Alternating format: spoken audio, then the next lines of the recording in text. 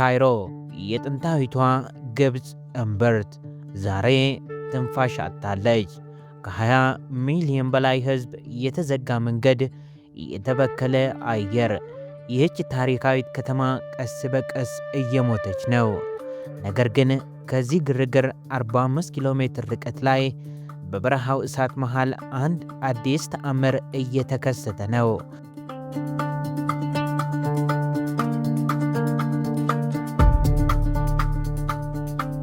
58 ቢሊዮን ዶላር በአፍሪካ ረጅም ሕንፃ፣ ግዙፍ መስጊዶችና ቤተ ክርስቲያኖች። ይህ አዲሱ የአስተዳደር መዲና ነው። የግብፅ አዲስ ህልም። ግን ለመሆኑ ይህ ከተማ ለማን ነው? ዳቦ በጠፋበት ሀገር በቢሊዮን ዶላር በረሃ ላይ መኳለል ለምን አስፈለገ?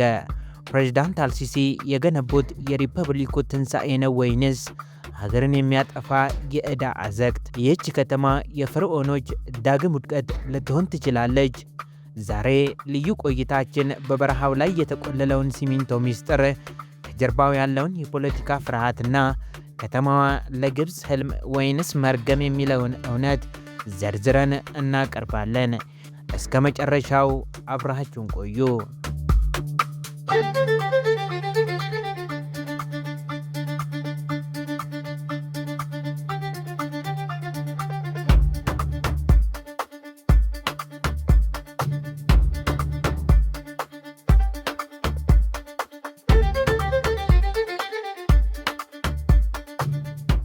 ከጥንታዊቷና በሕዝብ ብዛት ከምትጨናነቀው ካይሮ በስተምስራቅ በደረቁ የግብፅ በረሃዎች መሃል ዛሬ አንድ አስገራሚ ትዕይንት ይታያል። አቧራ በበላው በረሃ ላይ ግዙፍ የብረትና የሲሚንቶ አካላት እንደ ተአምር እየፈለቁ ነው። ይህ ስም ገና ያልተሰጠው ነገር ግን በአሁኑ ሰዓት አዲሱ የአስተዳደር መዲና ተብሎ የሚጠራው ግዙፍ ከተማ የዛሬዋ ግብፅ ትልቁ ቁማር ነው። ፕሬዝዳንት አብዱልፈታህ አልሲሲ ይህች ከተማ የሪፐብሊኩ ትንሣኤ ናት ይላሉ። ተቺዎች ግን ይህ የፈርዖኖች ዳግም ውድቀትና የሀገር ሀብት ማውደሚያ ነው ሲሉ ይከራከራሉ። የግብፅን ኢኮኖሚ እያናወጠ ያለውን ይህን ታላቅ ግንባታ፣ ከጀርባው ያለውን የፖለቲካ ሚስጥርና ከተማዋን ለሕዝብ ወይንስ ለባለሥልጣናት የሚለውን አነጋጋሪ ጥያቄ በጥልቀት እንፈትሻለን።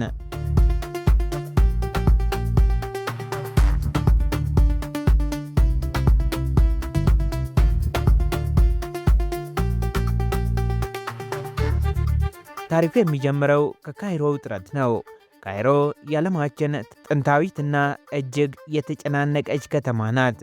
ከ20 ሚሊዮን በላይ ሕዝብ የሚኖርባት ይህች ከተማ ዛሬ ትንፋሽ አጥታለች። መንገዶቿ በመኪና ተዘግተዋል። ሕንፃዎቿ አርጅተዋል። አየሯን በጭስ ተበክሏል። ግብፅ በየዓመቱ 2 ሚሊዮን አዲስ ሕዝብ ትጨምራለች።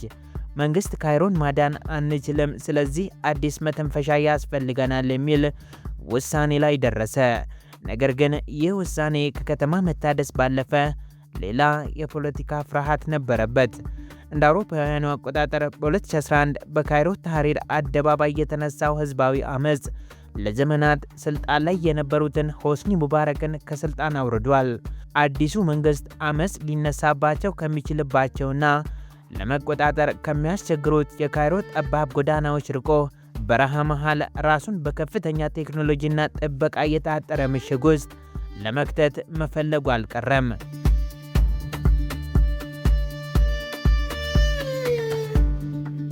ወደ ግንባታው ስንመጣ የሰው ልጅ አቅም ጥግ ይታይበታል። ይህ አዲስ ከተማ በ4 ደረጃዎች ነው የሚገነባው። በመጀመሪያው ደረጃ ፕሬዝዳንት አልሲሲ በአፍሪካ ረጅሙን ህንፃ አይኮኒክ ታወርን ገንብተዋል። ይህ 393 ሜትር የሚረዝም የብረት ግንብ የግብፅ አዲስ ታላቅነት ምልክት ተደርጎ ተወስዷል። ከሱም ጎን ለጎን በሺዎች የሚቆጠሩ ሰዎችን በአንድ ጊዜ መያዝ የሚችሉ ግዙፍ መስጊዶችና ቤተ ክርስቲያኖች፣ ሰፋፊ አውራ ጎዳናዎችና ዘመናዊ የመንግሥት መስሪያ ቤቶች ተተክለዋል። የፕሬዝዳንቱ አዲስ ቤተ መንግሥትና የፓርላማ ሕንፃዎች ተጠናቀው ሥራ ጀምረዋል። ነገር ግን ይህ ሁሉ ድምቀት በከፍተኛ ወጪ የመጣ ነው። ግብፅ እስካሁን 58 ቢሊዮን ዶላር በላይ አፍስሳለች። አብዛኛው ገንዘብ ደግሞ ከቻይናና ከባህረ ሰላጤው ሀገራት በብድር የተገኘ ነው። የሀገራችን ሰው የሰው ዕዳ የሌሊት እንቅልፍ ይነሳል እንዲሉ ዛሬ ግብፅ ለወለድ ክፍያ የምታወጣው ገንዘብ ለትምህርትና ለጤና ከምታወጣው በላይ ሆኗል። ትልቁ ጥያቄ ግን ይህ ከተማ ለማን ነው የሚለው ነው።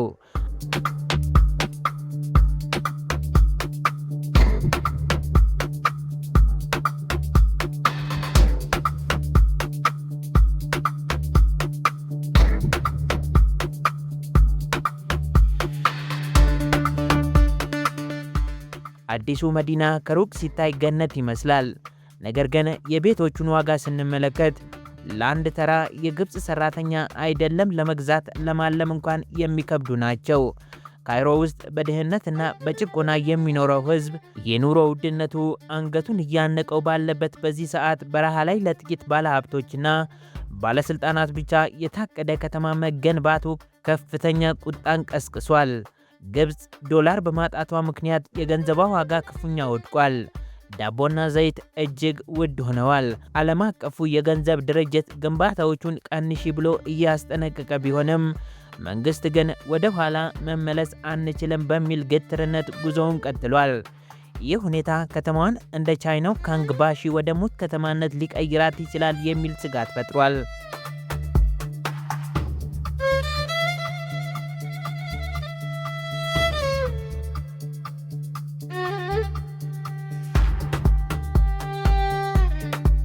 ይህ ታሪክ ለእኛ ለኢትዮጵያውያንም ትልቅ ትምህርት ይዟል።